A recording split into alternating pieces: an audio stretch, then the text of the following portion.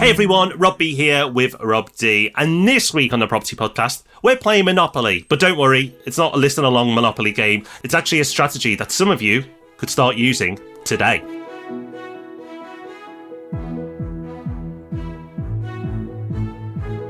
Welcome to the Property Podcast, where every Thursday morning we take time out from advising a multi-million-pound property fund and putting together hundreds of deals for our clients to bring you a little bit about what we've learned along the way for free. And this is such a great example. One of the first ever episodes of the Property Podcast was called Never Sell a Property. Well, 10 years on, our strategies have changed and our views have matured. So in this episode, you'll get to learn what Rob B's strategy is right now. It's time for our news story of the week now. And Scottish listeners, or Scottish investors, I should say, please pay attention because we have some news. And unfortunately, the headline suggests it's not good news because the headline says rent cap goes on for another 6 months in Scotland despite industry opposition. Rob, the headline suggests it's not good news. Is there a way you can spin it to make it good? Not really. I believe it was Milton Friedman who said there is nothing so permanent as a temporary government programme. I know it is because I just looked it up. But this is just an absolute classic example of that. This kind of 6 month, we need to have a rent cap because it's winter coming up and blah, blah, blah. 18 months later, still going strong. So initially, it was a rent freeze. You couldn't put rents up at all. Now it's a rent cap. You can put rents up by 3% per year. And that apparently is going to remain. And you could also apply to increase your rents by up to 6%. If you can prove that you have been severely impacted by the, air quotes, cost of living crisis. So this hasn't yet been approved, but it probably will. That'll take it all the way through till the end of March 2024. And interestingly, Rob, despite this, rents are rising faster in Scotland than they are anywhere else in the UK. Because, of course, this is only for existing tenancies, not renewals. So it looks like this is choking off supply. And when a renewal comes up, you want to push for the absolute maximum you possibly can because you know you probably won't be able to increase it again. So I'd say this is not good news for landlords in Scotland. But if you're looking for an optimistic twist on it, maybe good news for landlords elsewhere because it's proving that this really doesn't work and no one else will fancy giving it a go. Today's episode is inspired by a recent question we had from a listener on Ask Rob and Rob, where Mike was asking about our exit strategies. And in his answer, Rob mentioned that he was in the process of playing Monopoly. So he's been building up his houses on various squares, and he's now in the process of swapping those for hotels. No, this isn't a move into holiday lets or serviced accommodation. He's not literally buying hotels, but a lot of listeners picked up on the fact that Rob was in the process of transitioning his portfolio. We had loads of questions. So I thought, Rob, if it's okay with you, I could put some of those questions to you and learn a bit more about this game that you're playing. That's fine, but I have an important question for you before we start. What is your Monopoly piece of choice? What do you go for? Always the dog, every time. How about you? Oh, top hat. Always gone for the top hat. Yeah, I get very upset if someone else takes my dog first. But anyway, let's get into what people have been asking, but maybe to set it up a bit. Maybe you could talk a bit about how your portfolio has changed over time. So from when you started to where you are now, before you've started making any of the Monopoly changes that you're talking about. So how's your portfolio grown and evolved? Yeah, sure. So I started off with cheaper properties, and that wasn't a strategic move. That was because that was all I could afford at the time. So they were cheaper buy-to-let. They, on paper at least, produced a great yield, and that got me going. And the snowball effect started. And over time, I added more cheaper units to my portfolio and built it up. I stuck on this strategy for too long though, and what I found is I had a portfolio with too many of those cheaper end properties and the volume of property was going up. And when you have a lot of properties, you have a lot of things to do. You have more mortgages to organise, you have more issues to solve, and that's all fine. But I realised a bit too late, as it's been documented on the podcast, that I needed to move my strategy. And my strategy I moved to was more premium type properties. So properties that cost a bit more, may not yield on paper quite as much, but generally less headaches. And the upside I found is that the capital growth has been stronger on those properties as well. So more recently, over the last few years, my strategy and my focus is to pick up the better properties, the higher end properties, the ones that are sort of the best properties in a particular area, because I found they've done well for attracting tenants and they've done well for capital growth. And what you'd expect to see along with that is those higher end properties being less hassle as well. I know you're not exactly hands-on, but it must be the case that if you hear about a property, then it's bad news. Has that pattern played out as well? Definitely, 100%. It's not even, really, if you went back and just catalogued all the things that have gone wrong against all the properties, there is a clear pattern that the cheaper properties are the ones that have taken up more of my time. Now, it's important to say, because a lot of people will be doing what I did and starting off with those cheaper properties, it's better to start than not. So don't feel like you're making a mistake. The mistake I made was not switching my strategy when I could. So it's okay to go for the cheaper properties, but just remember that you need to switch your strategy at some point. Learn from my mistake.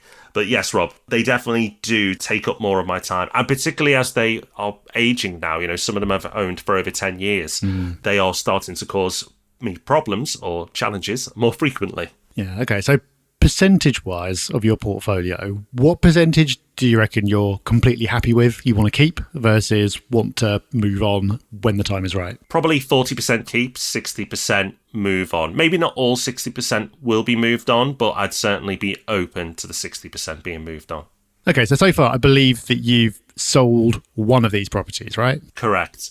And I was on the verge of putting another couple onto the market, sort of mid-summer last year.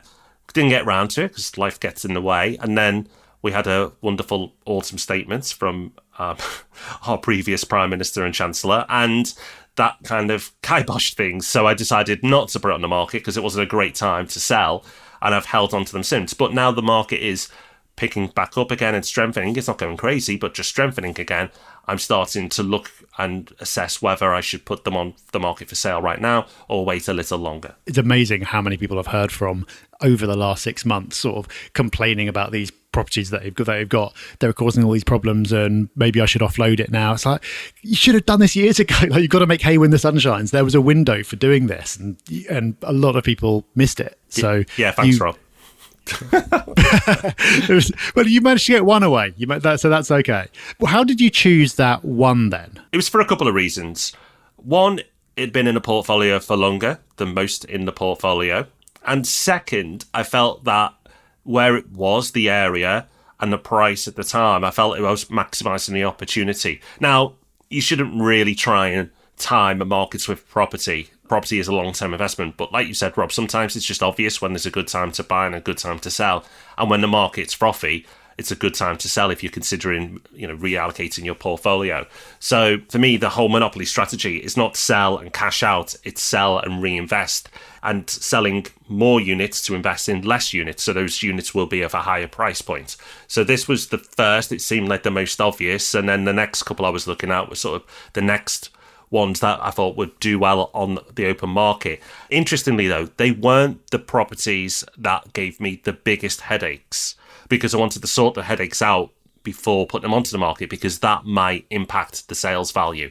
If I've got a tenant in there that's causing issues, for example, I don't want to sell it with that tenant in situ, because that would cause me an issue when I came to sell it and would adversely affect the selling price. So they were older properties that I owned, giving me some issues, but not necessarily the biggest issues. Was there a trigger for actually making that listing go, right, I'm going to do it? Like, was it a tenant moving out, or did you just wake up one day and go, no more, it has to go? It's not as strategic as you'd think. It was just the tenant moving out and then going, right, I've got a decision to make. And that was it. That was as simple as that. And that's what I was going to do with the other properties. And unfortunately, when the tenancies came to an end, it was after the budget, and therefore not a great time to then sell. You know what? I love that we've created an app to help you invest in property. And that app is called Portfolio, where you can experience the benefits of property investment through your phone. To find out more, head over to portfolio.co.uk or search for Portfolio on your app store. Okay, so this property is sold, it's no more. Had you already allocated the funds to another purchase, or they're sort of sitting there opportunistically? At the time I didn't, but it didn't take me long, because the market, as we all know, changed, and the opportunities were plenty a dozen, and we've podcasted on this. And the back end of last year, I did a deal, and I've done another deal this year. So it didn't take long. Now, that's fortunate, right? Now, let's be clear, I was lucky that the market then went in my favour the other way, and it became a buyer's market rather than a seller's market. It was unlucky that I couldn't sell more properties in time, but I was lucky that I could move. And it seems like if you're sharp to this, go, wait a minute, Rob, you're playing Monopoly. You're meant to reduce the overall individual units and just have more higher price ones. So why have you got two? Obviously, I added to the funds there as well. So it's not an intention to grow the portfolio in terms of individual numbers. What I will do in the future is some of these other cheaper ones, I will take the funds from those and possibly just buy one after selling maybe a couple. So that is the intention. And that's what this is all about. It's about consolidating. You play Monopoly, you get your greenhouses, you get lots of them, and then you go, wait a minute, it needs to start changing them to hotels. You don't actually buy hotels, but you buy bigger, more expensive properties. They could be individual or they could be blocks of apartments as well. And I think that's interesting as well, Rob, is like, what's next? Because you don't stop playing Monopoly, because once again, if you do this, your hotels will actually become houses and you have the opportunity to upgrade again. Whereas at the moment, it's more expensive, more prestigious individual units. There'll be a point in time where it becomes, okay, maybe sell those and start to buy a small block of apartments, for example, or a small consolidated portfolio of houses somewhere. That's how this can develop further, and you keep moving your portfolio on. So Monopoly never really ends, because if you continue to grow over the years, suddenly you realise you've got too many hotels, so you need to buy bigger hotels. Yeah, something that I think is intuitive to you in this process, and I know that you've got this view because you've been saying it for years, is that it's about portfolio value, not the number of units. But I think that you're possibly unusual in terms of getting to that view quickly and like early in your investing career, because if you think about sort of like the messages we get from listeners and things like that, so many people think about their portfolio success in terms of number of properties they own. There might even be almost like an emotional challenge about seemingly going backwards. So in your case, your portfolio, if you were the type of person who wanted to brag about it or get self-worth from it, is now smaller than it was. And in another 5 years, it might, in terms of units, be smaller than it is today. But it's not in terms of portfolio value. And I think that's so important for people to get into their heads. Otherwise, you can just get into this mode of collecting as many small and cheaper properties as possible, which, as you've learned, is kind of the recipe as time goes on for just having a load of headaches. Yeah, luckily my ego is in control, where I don't feel like I need to brag about the number of individual properties that I own. And I know you're the same, Rob. And actually, one of the reasons we've not done that on the podcast is because I think it sends the wrong message, because it's not, as you've rightly said, about the number of individual properties. It's about the overall portfolio worth. I absolutely get that when people start out, they've done one or two, that they are fixated on a number of properties. I get why people would do that, because it's the easiest kind of number to jump to. It's an easy goal to set. But in time, pain makes you then reassess. And as long as your ego can take it, you don't focus on individual numbers, you focus on portfolio worth and how much is your portfolio worth. And I think that's really, really important. But it doesn't mean you don't have to have a goal. What you can do instead, if you still feel the need to have a property goal and keep driving forward, is you can just change that number to say, okay, I want my portfolio to be worth X. You still have a goal. You're not saying that you no longer have goals or aspirations for your property portfolio. Just change the goal. And it's easy to do. Then once you've done it, you'll probably then make better decisions to drive towards it. Exactly. I think it's actually the best goal you can have, because another type of goal you can have is like a certain amount of monthly income. But the trouble with chasing that is that it can again take you towards higher yielding, cheaper properties that miss out on the capital growth. And for some people, that can be the right strategy, but for some, it's just not. While we're talking about cash flow, I think another point to make is that as you go through this process, you're potentially going to go through times when this is a cash flow negative exercise for you. Because not only are you going to be paying tax on the profits you made when you sell a property, you'll be paying tax when you buy the next property. And in the process between the two, you're going to no longer have a load of cash flow that you had before. So is that something that you've thought about? Yeah, absolutely. And this is not an episode where I'm trying to encourage everyone to become property traders, because that is not what I've done here. I still very much view property for the long term. And as I've already said, I've owned some of these properties for over a decade now. So I've not rushed to this position. And so far, only ever sold one. So it's not like I'm going crazy here. But you are right, Rob, that there are sacrifices to be made there. But there's another tax that we have to consider as well. And that's a tax on my time. And my time has a value as well, just like everybody else's. And yes, I will take a financial hit on paper for a short period of time. But because I'm taking a long-term view, I don't worry about not maximizing my returns in the short term. And I would hope that the capital growth gains I would get over the long term will supersede the cheaper properties that I've owned so far.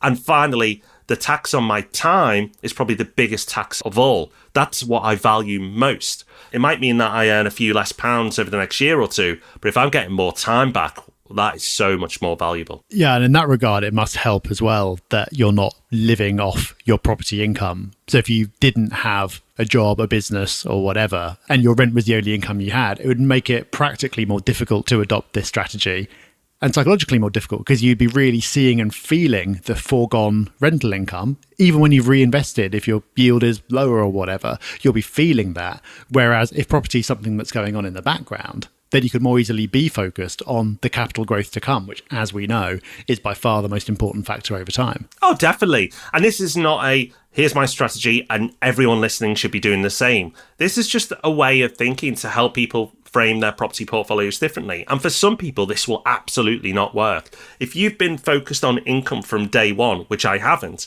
then you will not like this strategy because it's not going to work out for you.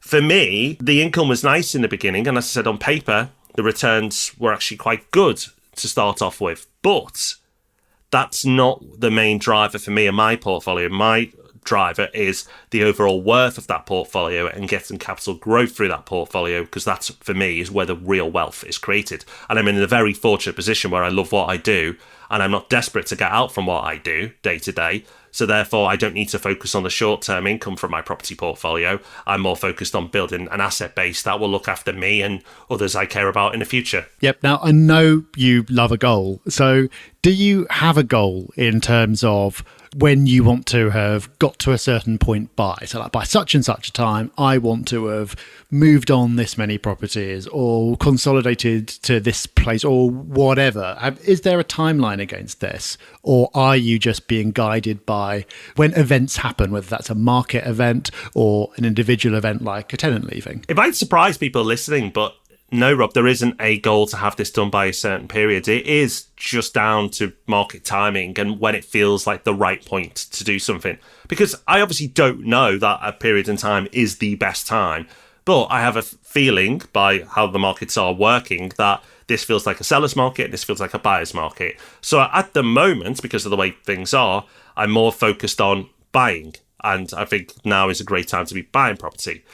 When it becomes a headache to try and acquire and buy property, then I know that's a good time to sell and I'll refresh the portfolio then. If you are under some sort of time pressure, then yes, maybe you do need to have a goal. But because this is a long-term play, I don't need to force my hand. I don't need to sell properties when it isn't the optimal time.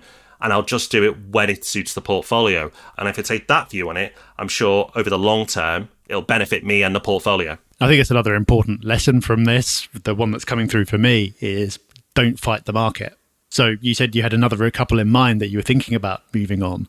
If you'd had a self-imposed deadline or an external deadline or whatever, and you'd had to carry on with that, that would have been a lot more difficult and you might not have got the result that you needed to.